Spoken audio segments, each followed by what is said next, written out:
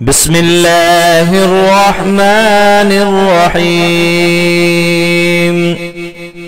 شروع اللہ کے نام سے جو بڑا مہربان اور نہایت رحم کرنے والا ہے۔ فقیر رحمت اللہ علیہ فرماتے ہیں کہ مشہور ہے کہ جو شخص 7 کلمات یاد کر لے تو وہ اللہ تعالیٰ کے ہاں باعزت ہوتا ہے، فرشتے اس کی تعظیم کرتے ہیں، اللہ پاک اس کے گناہ بخش دیتے ہیں، خواہ سمندر کی جھاگ کی مانند ہی کیوں نہ ہو۔ ایسا شخص اطاعت کی لذت محسوس کرتا ہے،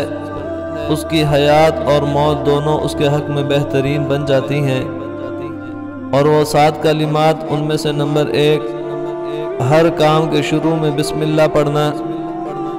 نمبر 2 ہر چیز کے ختم پر الحمدللہ کہنا، نمبر 3 کوئی لغو بات کر بیٹھے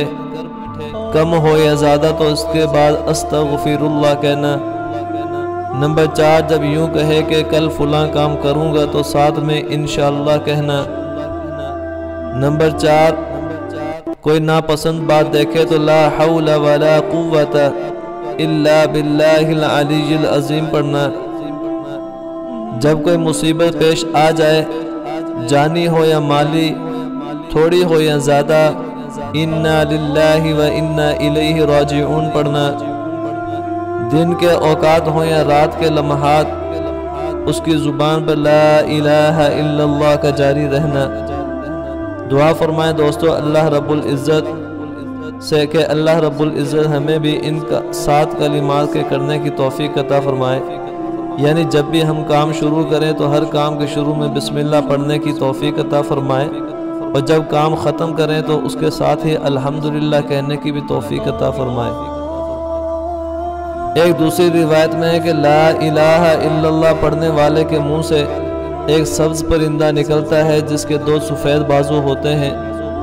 یاقوت اور موتیوں سے جڑے ہوئے،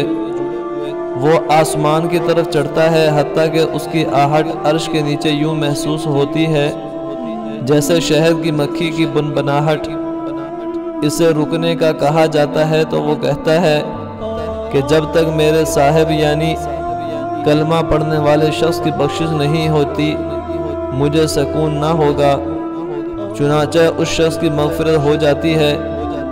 اس کے بعد اس پرندے کو 70 زبانیں ملتی ہیں اور وہ قیامت تک اس شخص کے لیے استغفار کرتا رہتا ہے، اور قیامت کا دن ہوگا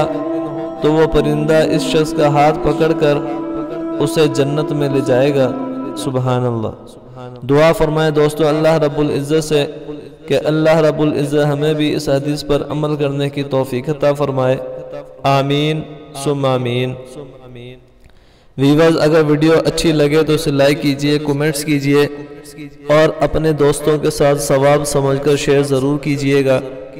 ملتے ہیں پھر کسی نئی ویڈیو کے ساتھ، تب تک کے لیے اجازت دیجئے۔ السلام علیکم ورحمۃ اللہ وبرکاتہ۔